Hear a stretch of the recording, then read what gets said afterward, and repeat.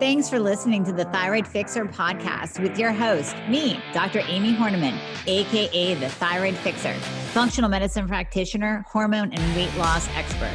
We're talking all things thyroid, hormone, and health related in order to empower, educate, and transform you. So if you're ready to get your life back, let's get started.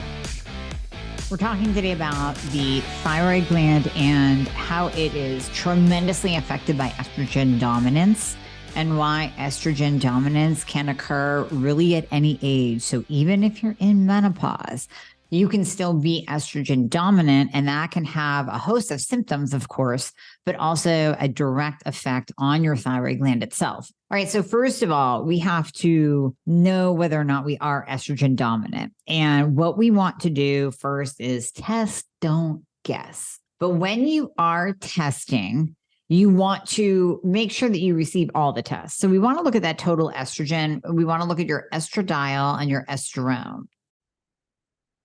So this is going to be a game changer for you. And you can probably hear the excitement in my voice.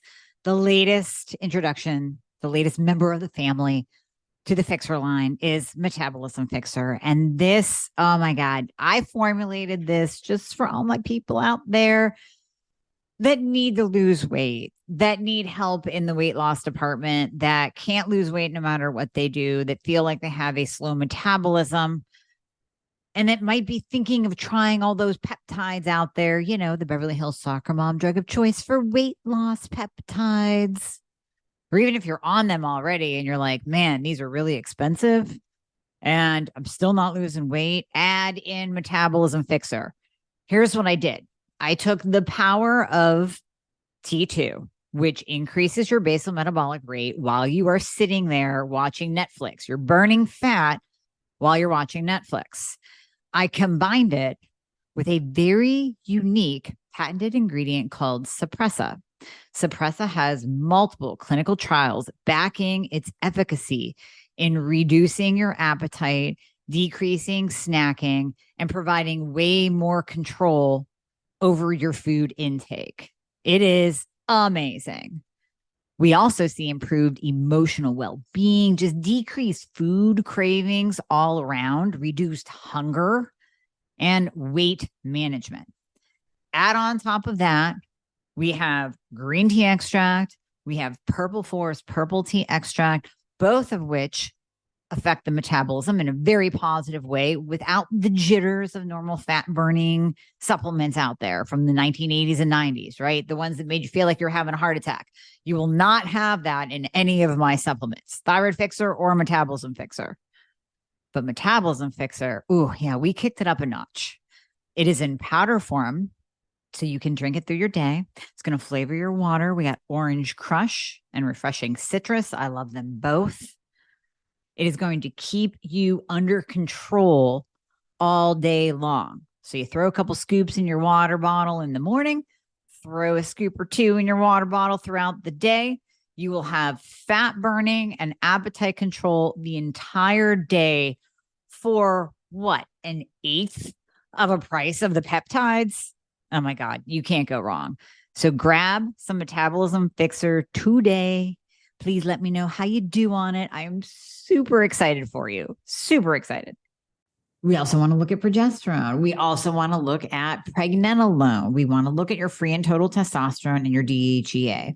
That way we can put that all together because they all play together. And yes, of course, we want to look at thyroid function. That's just the no-brainer.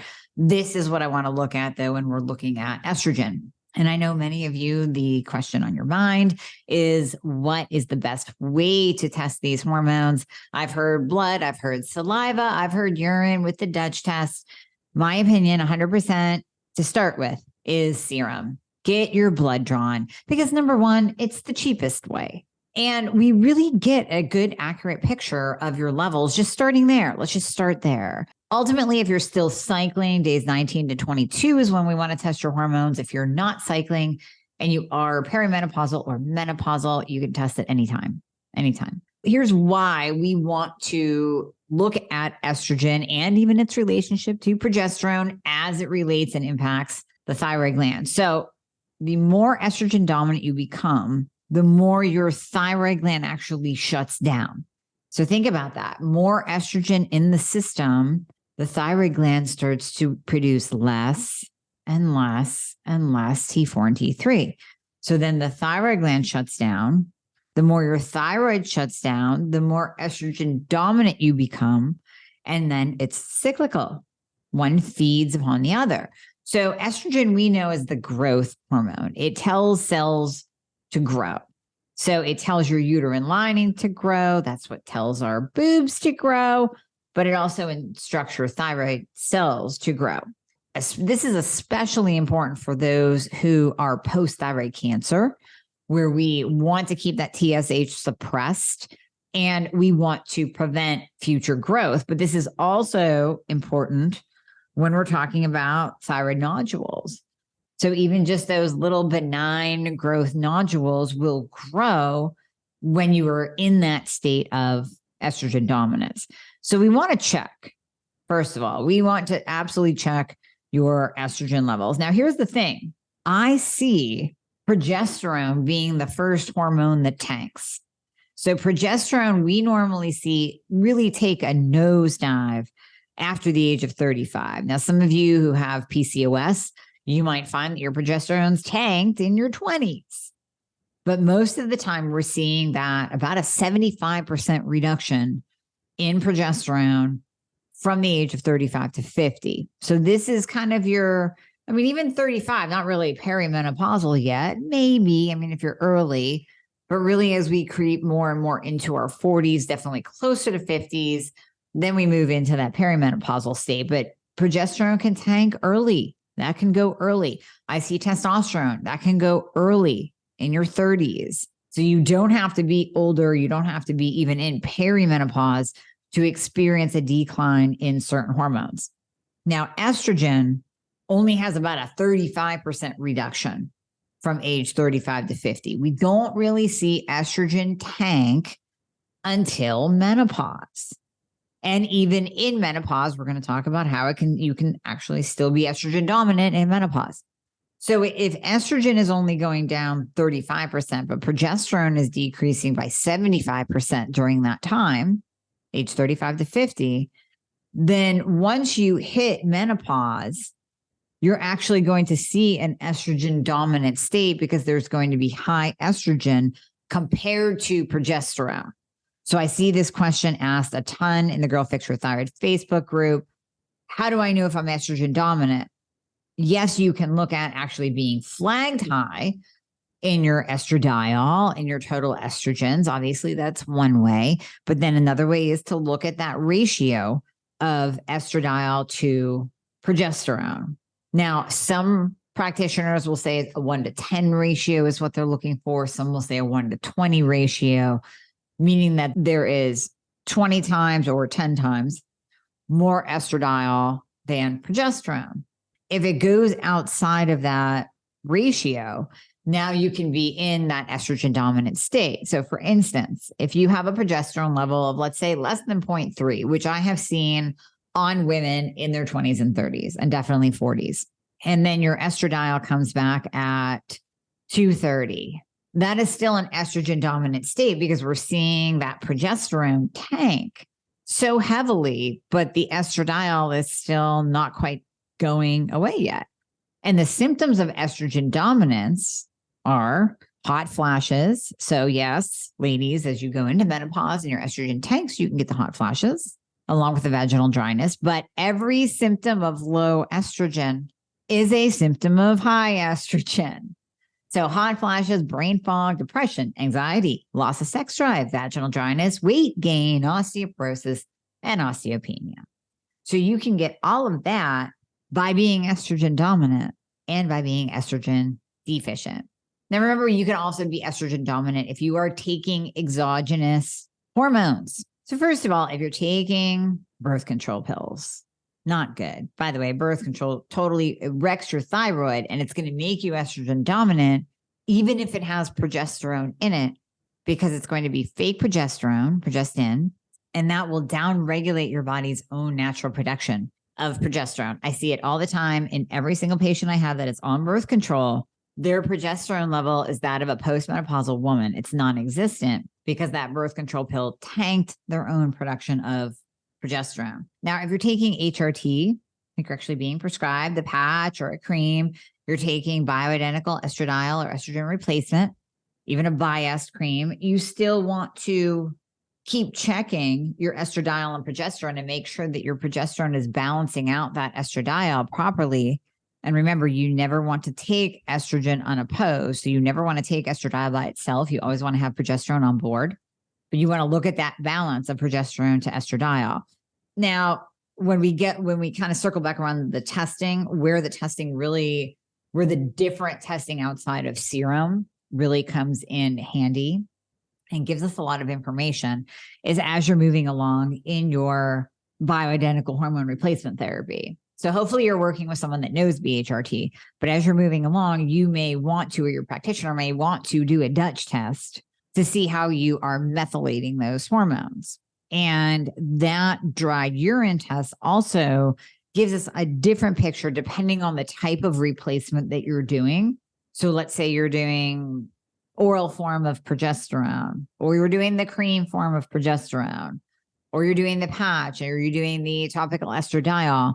We can use that to see how you're methylating those certain hormones, what pathways you're pushing them down. I have a totally separate podcast where Karen Martell goes through my Dutch test and kind of picks it apart and tells me what we're seeing. But it also tends to give us a better reading of your levels as they relate to each other. So progesterone and estradiol.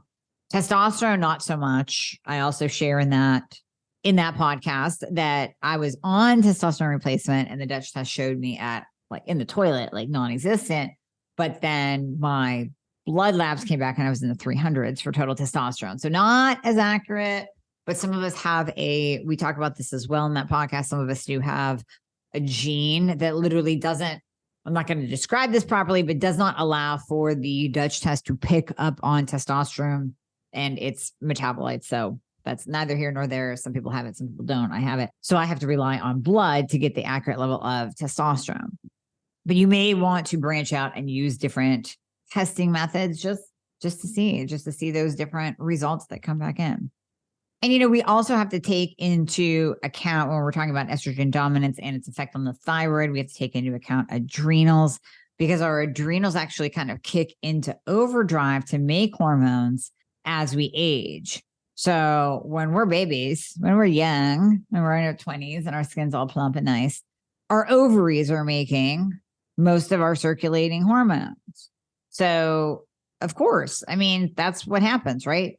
The ovaries start to produce and the adrenal glands, they don't have to do as much. They really don't have to do as much. But then as we go through life, midlife, it's about 50-50, we get into that postmenopausal range. And now our adrenals are taking over the production of our steroid hormones, like 90%, over 90%. So you can see why supporting your adrenals is so important.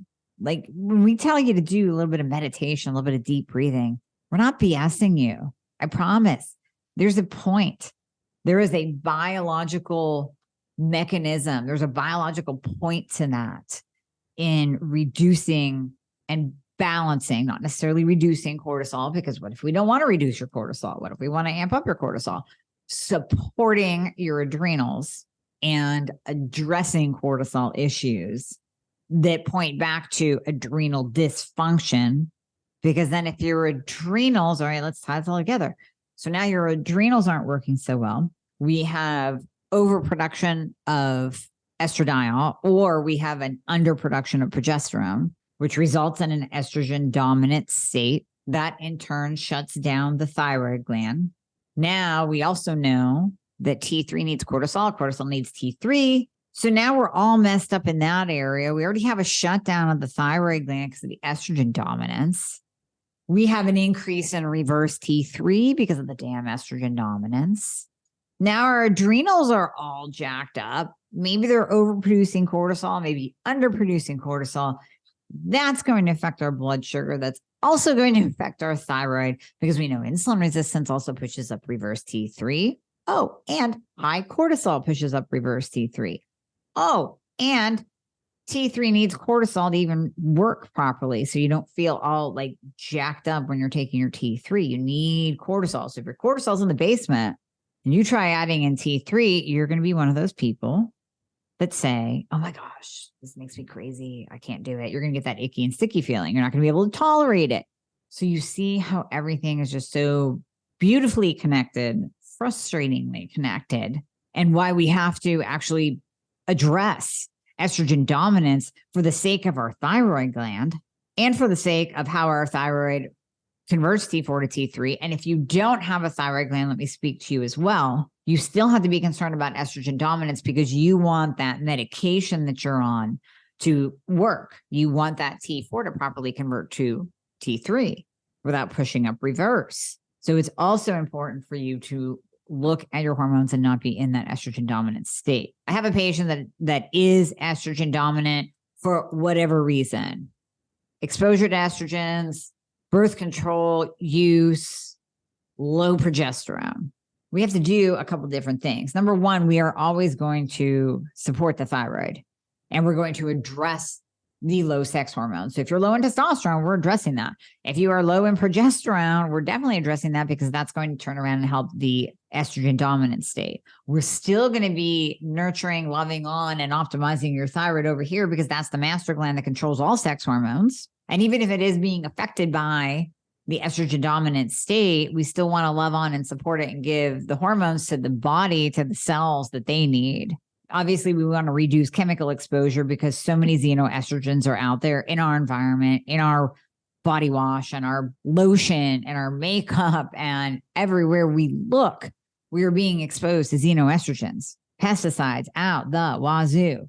Reducing chemical exposure is absolutely key. When we come to supplements, of course, there are adrenal supplements. I've talked before in a different podcast about adrenal glandulars and how they literally love on and support your adrenals. I don't necessarily like adaptogens, or if we're using the term adaptogen, I would even say that adrenal glandulars are a better adaptogen than something like licorice root or ashwagandha. I mean, rhodiola isn't bad, but ashwagandha we know can push it up or down.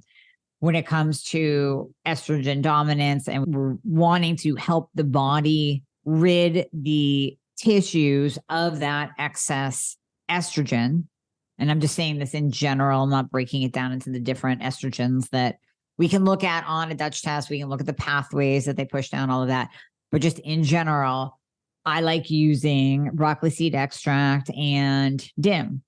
And those two seem to work very, very well. Anything that's rich in indole-3 carbinol. So like the broccoli seed extract, you'll normally find in supplemental form. Of course, we can eat those things, but then we have the whole, we're circling back to, okay, if we're eating the foods that contain indole-3 carbinol, that would be like the broccoli and the Brussels sprouts and the cauliflower and the cabbage. And all of those can be goitrogenic to the thyroid. So we want to really cook the heck out of those if we are going to eat them. But just honestly, just diindomethane, DIM, milk thistle, calcium D-glucarate is another good one. Broccoli seed extract. So all of those will help reduce estrogen dominance supplementally. Of course, exercise will, because estrogen is stored in fat tissues. So that's why, and I'm going to use the guys. I'm totally going to pick on the guys right now to address this. Okay, you see the man walking down the street with a dad bod, and he's got a nice little beer belly going on. Well, I guarantee you it's this whole cyclical thing. So if it is a true beer belly, beer is very highly estrogenic, actually. So alcohol is, but beer especially. So beer is very estrogenic. So what we see is men develop this beer gut, this beer belly. Those men with a beer belly usually will have lower testosterone levels and higher estrogen levels, and they will be estrogen dominant. It's two things. Number one, the beer itself is causing that estrogen dominance. Number two, that excess fat that they're carrying around, because your estrogen is stored in your adipose tissue. So anytime we have excess fat, we are most likely in an estrogen dominant state. So of course, if you can lose some weight, if you exercise, you are going to reduce that estrogen dominance. And the more muscle you build by LHSing, then you are increasing testosterone, you are decreasing your insulin resistance, you're improving insulin sensitivity, and now your body will better aromatize estrogen. I mentioned the beauty products earlier. You got to go through, you got to do the environmental thing and clean those out, because ladies, you put on, and I forget the exact number, but it was published many years ago, back when they were looking at the amount of chemicals and toxins in the umbilical cords of newborn babies and how many toxins were being passed from mom to baby. They also came out with a number, something like women are exposed to 180 different, and I could be off on this number, but 180 different toxic chemicals before they even leave the house. So that's all the shit that you're putting on your body and on your face. Obviously, just supporting the adrenals we talked about before, and really looking at your thyroid function and really optimizing them, because if you let that go, and that's the master gland that's controlling everything, you're going to be missing a really key component of the whole treatment protocol. Hey guys, thank you so much for listening to the podcast. I hope you loved it. And as always, if you would be so kind to leave a review if you are listening on Apple Podcasts, that would be absolutely amazing. I read all of them. Also, anything that you hear on this podcast is not intended to diagnose or treat any kind of medical condition. So we always recommend that you check with your medical provider, your doctor, your nurse practitioner before implementing anything that you hear on this podcast. And if you want to find out more about working together, you can click the link below in the show notes to book a discovery call. And there you'll be talking to a member of my team. They are an extension of me. They are amazing. And you and I will talk after that once we get you all signed up and you and I get to work together. All right. I hope to see you soon.